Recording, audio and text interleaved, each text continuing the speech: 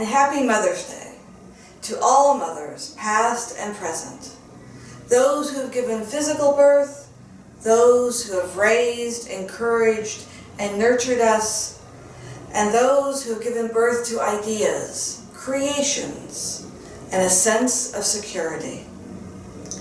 To all who have nurtured and supported you, past and present, and to all whom you are nurturing now, thank you for your loving presence in our lives.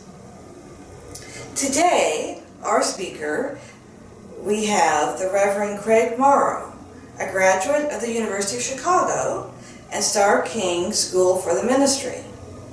He has lived and studied in India, Singapore, Thailand, the Netherlands, and Japan. He has served churches in California, Illinois, and the Pacific Northwest, and is a founding member of the Tri-Cities Interfaith Alliance in Washington. He now lives in Portland, where he serves the Y East UU congregation half-time. And yes, he is the same person who carved our wonderful wooden plaque with the world's different religious symbols on it. For those of you who miss seeing it every Sunday, we are working on getting it back into our collective sight. So welcome, and thank you for your presence here today in this service.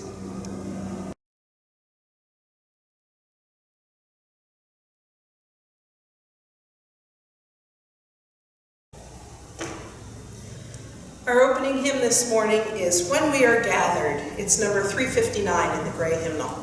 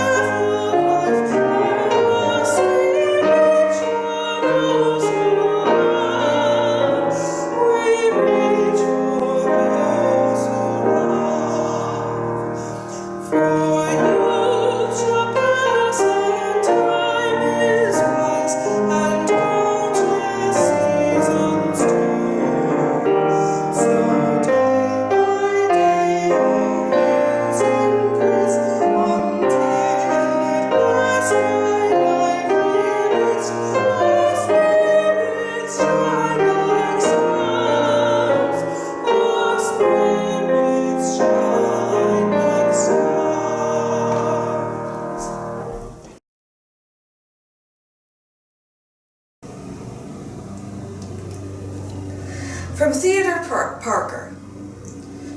To me, life in all of its forms, individual and aggregate, is a perpetual wonder. The flora of the earth and sea is full of beauty and of mystery, which science seeks to understand. The fauna of land and ocean is wrought less wonderful. The world which holds them both and the great universe which folds it on every side are still more wonderful, complex, and attractive to the contemplating mind. Please join me in saying our affirmation. Love is our doctrine. Compassion is our way. Here we seek to create a joyful home of free religious exploration, build a community of caring fellowship, nurture the hopes, and serve the needs of our world.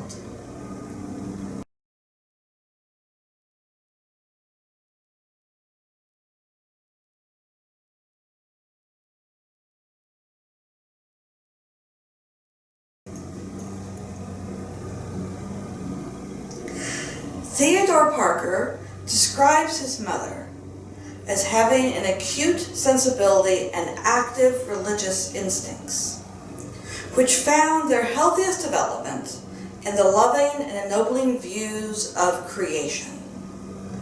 He states that religion was the inheritance she gave him in her teachings, which grew like a seed in his soul. May you be aware of the seeds planted in your soul and allow them to grow and prosper. Each week we light 3 chalices. The first we light for our congregation here, the Unitarian Universalist congregation of Salem. The second chalice we light for our partner church in Šibenfalva, Transylvania, Romania. And the third we light for children and youth in religious exploration and throughout the world, who will inspire our future.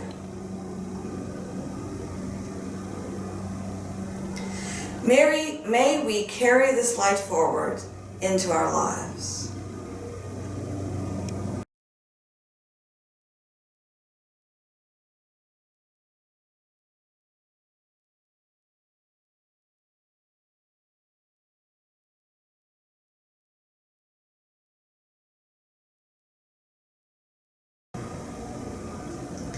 A poem of compassion by Rebecca Parker. Even when our hearts are broken. Even when our hearts are broken by our own failure or the failure of others, cutting into our lives, even when we have done all we can and life is still broken, there is a universal love that has never broken faith with us and never will. In this time of daily stress, where constant new information being thrown at us, or the sense of dullness and never-changing days, we need to remember that there is a universal love that surrounds each one of us and will never leave us. Let us take a moment now to close our eyes, breathe in and out, and focus on the love that is around you.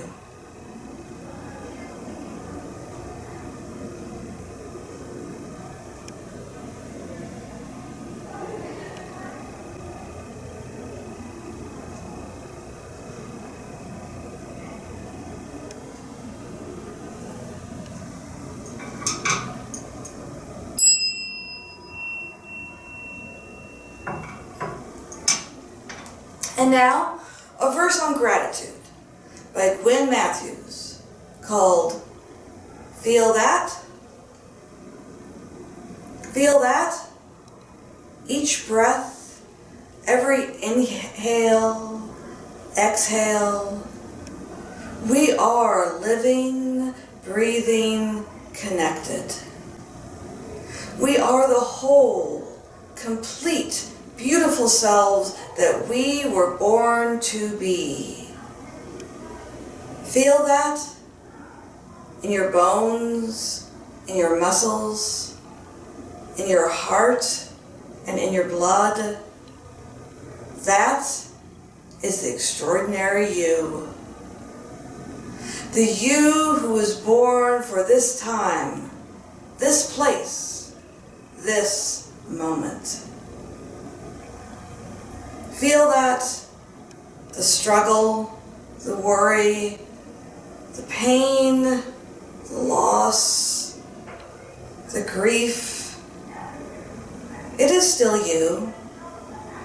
You are still whole, complete, beautiful, extraordinary. Feel that. Be grateful for the beauty that is around you. Let us take a moment, close our eyes, and be grateful for the wonderful being that is you.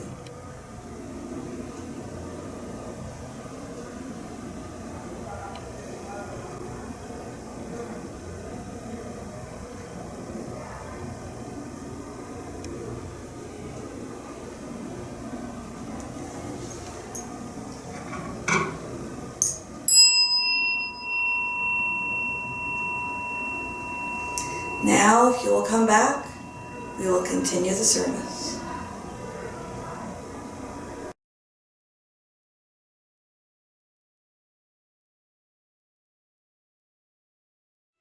The Reverend Mr. Theodore Parker was indicted on June 7th, 1854 for the crime of obstructing an officer of the law in the performance of his duties, a misdemeanor. He'd given a speech which was blamed for a riot which had slowed down the delivery of the black fugitive Anthony Burns to the people who would return him from freedom in Boston to slavery in Georgia. Parker wrote in the 200-odd page defense that he prepared for the journey, 200 pages for a misdemeanor, mind you. Gentlemen, the indictment is so roomy and vague that before I came into court, I did not know what special acts of mine would be brought up against me. For to follow out the judge's charge, all my life is a series of constructive misdemeanors. I think my mother might be indicted for constructive treason only for bearing me, her youngest son. Parker joined in this first act of questionable legality when he was born on the 24th of August, 1810 in Lexington, Massachusetts, the youngest of 11 children. He was the grandson of Colonel John Parker of the Lexington Militia, to whom are credited these words as his detachment met the British Redcoats marching down the road from Concord. If they mean to have a war, let it begin here. Much of Parker's life's energy was spent in going to the edge of what was permissible in theology, law, and politics, and in testing that edge with a variety of tools in a, quote, series of constructive misdemeanors. And I stress the word constructive. In his book of Recollections of Boyhood, Parker mentions a time when he was tempted to commit a destructive act. He was about 4 and playing near a pond on his family farm when he saw a little spotted turtle warming itself in the sun in the shallows at the edge. He writes, I lifted the stick I had in my hand to strike the harmless reptile, for though I had never killed any creature, yet I'd seen other boys out of sport destroy birds, squirrels, and the like, but all at once, something checked my little arm, and a voice within me said, clear and loud, it is wrong. I held my uplifted stick in wonder at the new emotion, the consciousness of an involuntary but inward check upon my actions. When he told his mother what had happened, she held him close and said, some call it conscience, but I prefer to call it the voice of God. If you listen and obey it, then it will speak clearer and clearer and always guide you right. But if you disobey, then it will fade out little by little and leave you all in the dark without a guide. Your life depends on heeding this little voice. What better day than Mother's Day to remember that little voice?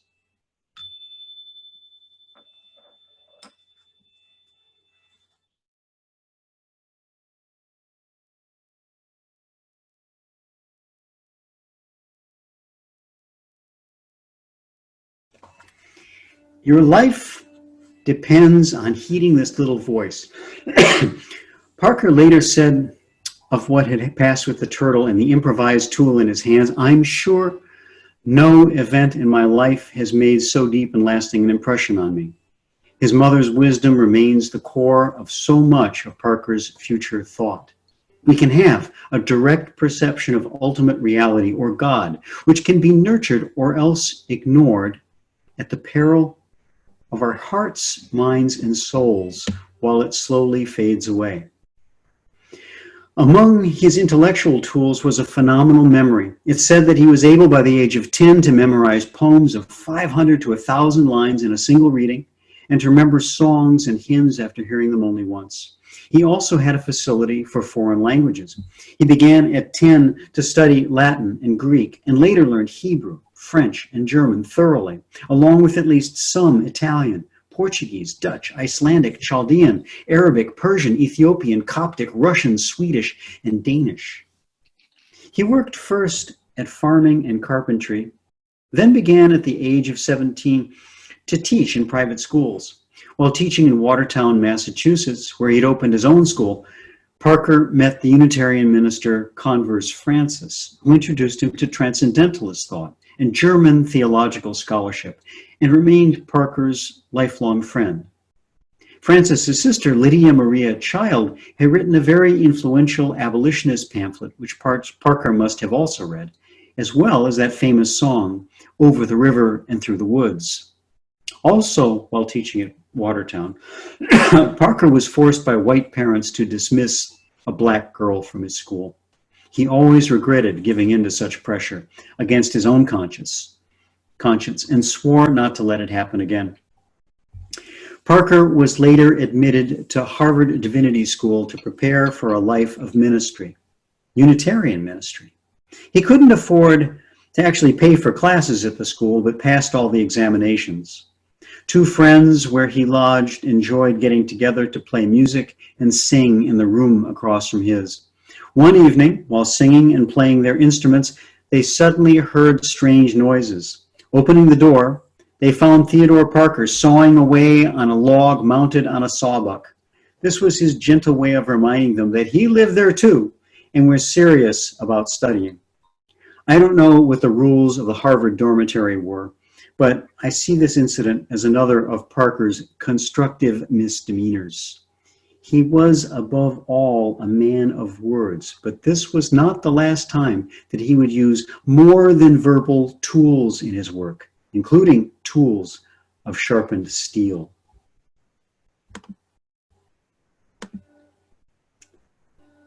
Even before beginning his studies at Harvard, he'd conceived the hope that one day he would be the dean of the divinity school there, and believed that his main field of action would be theological scholarship, that he would be remembered first of all for his scholarly activities.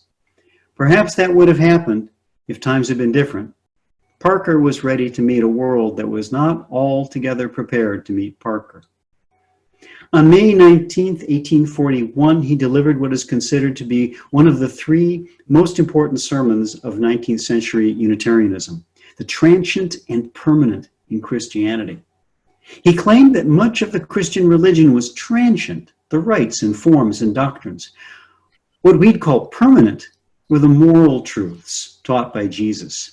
It did not matter whether or not Jesus himself was in some way eternal or in some sense divine.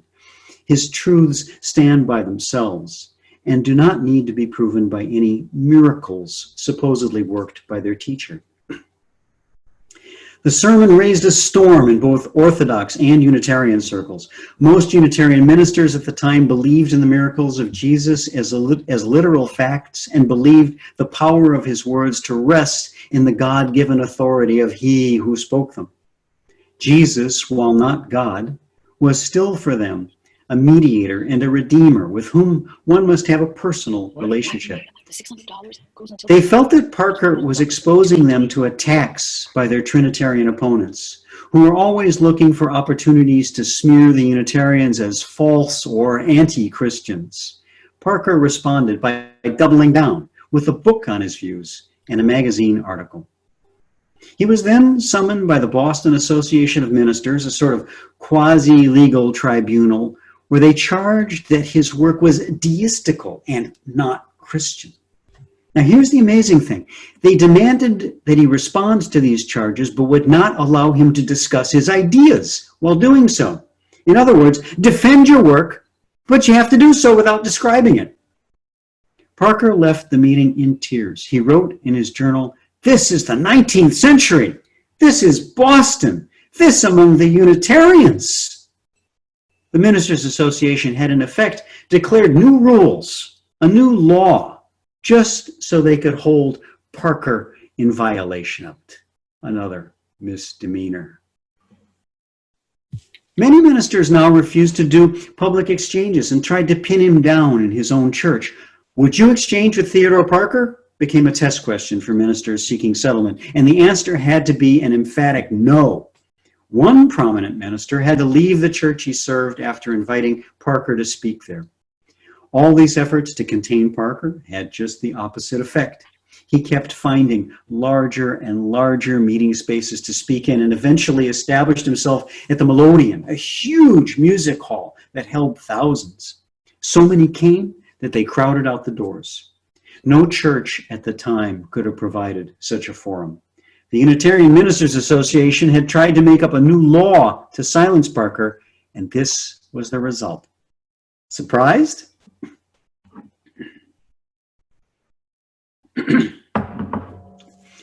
Parker's life spanned the period of development of the abolition movement and the struggle over slavery, which would eventually tear the U.S. apart.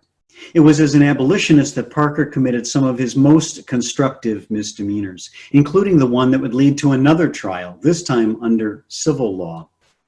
The power of the slave states was enormous. Pro-slavery legislation could pass Congress with very little effective opposition. Many Northerners, especially wealthy merchants, profited from the goods produced by slaves. Many who did not actually support slavery could not see how they would continue to prosper without it. Black Lives Matter? Of course, they'd say. They make us filthy rich. The Fugitive Slave Law of 1850 was designed to force all Americans to actively commit themselves to uphold the institution of slavery. It required even Northerners to remand fugitive slaves to custody and ultimately return them to their owners against their own conscience. Whatever you really believe, you must, under law, act, just as if you believe, act to support it. That's the spirit of the Fugitive Slave Law. It was unbearable for Parker to see the good laws of the free states overwritten by evil ones. Parker was one of many on both sides of the slavery versus freedom struggle who saw it as a religious struggle. In his discourse on religion, he first described slavery as appropriate only to a polytheistic society and wholly incompatible with fidelity to one God. Slaveholders thought that they could be as gods to other human beings, owning and selling them like Pharaoh in Egypt.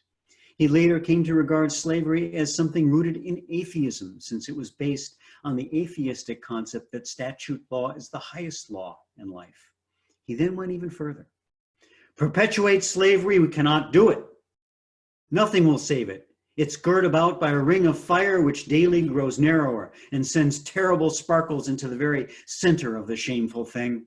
It cannot be saved in this age of the world until you nullify every ordinance of nature, until you repeal the will of God and dissolve the union he has made between righteousness and the welfare of a people. Then, when you displace God from the throne of the world and instead of his eternal justice, reenact the will of the devil, then you may keep slavery.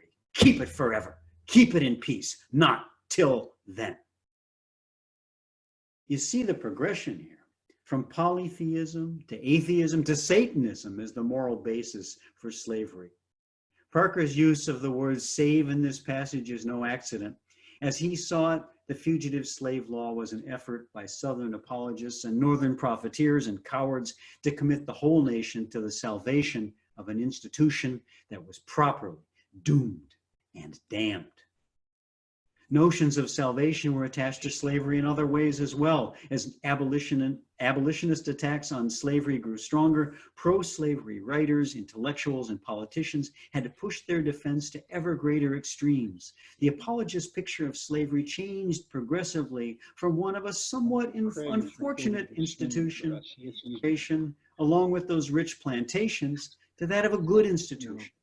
One that was better for Black people than the wage slavery of the North or the wretched condition of most free Blacks.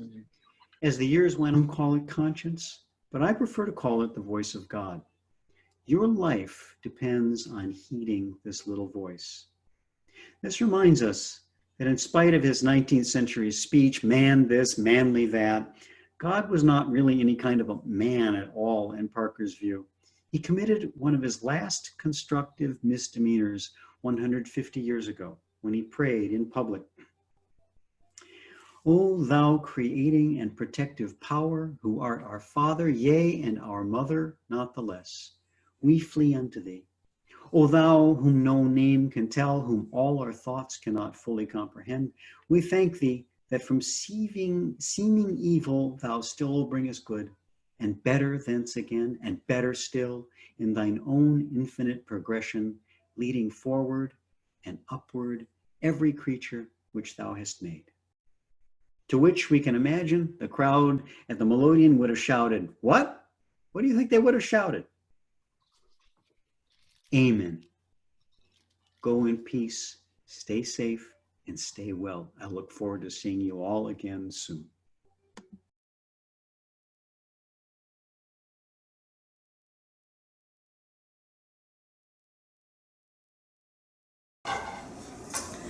This month's recipient for Share the Plate offering will go to Salem Harvest, a non-profit organization that connects farmers and backyard growers with volunteer pickers to harvest fruits and vegetables that would otherwise go to waste.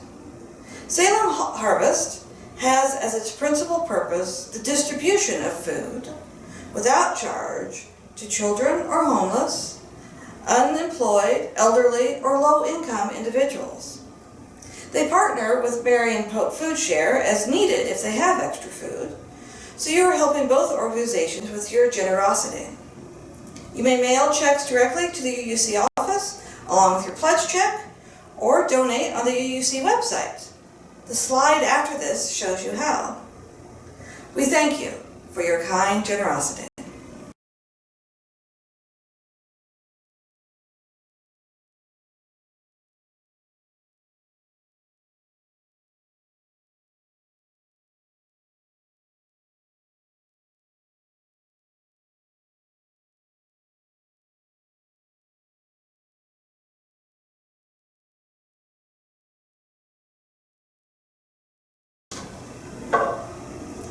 We take the light from our chalice, and with it,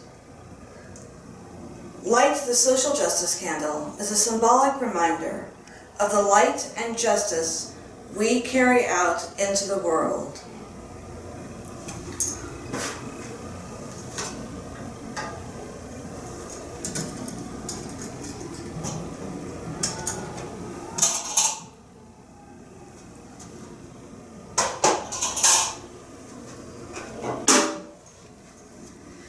As we extinguish the chalice, here's another quote from Theodore Parker from his 1853 sermon of Justice and Conscience.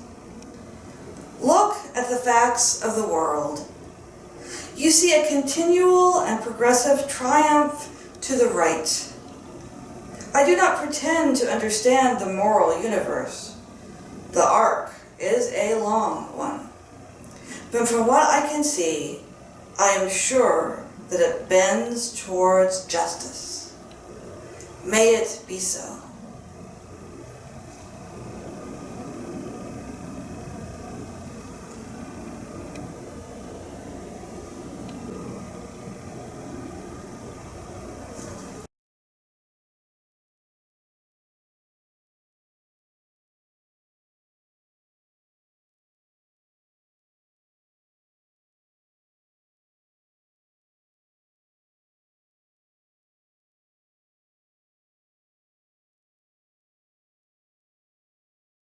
And now some closing words, especially for Mother's Day.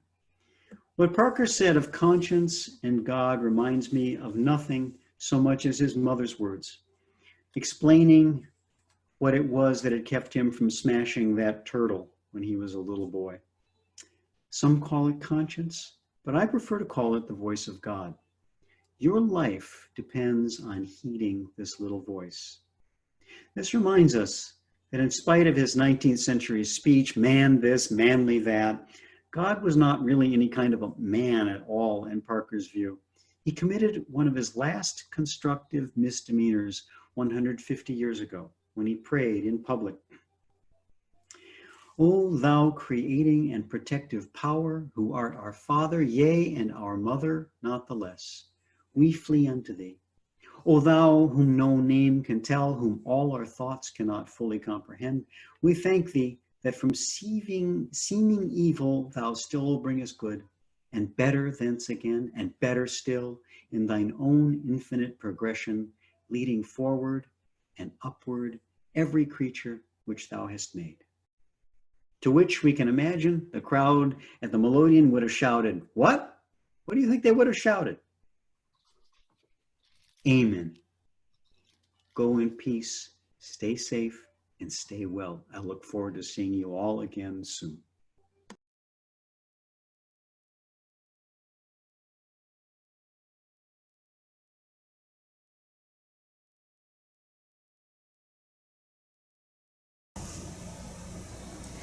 Our closing hymn today is Come and Go With Me. It's number 1018 in the Teal hymnal.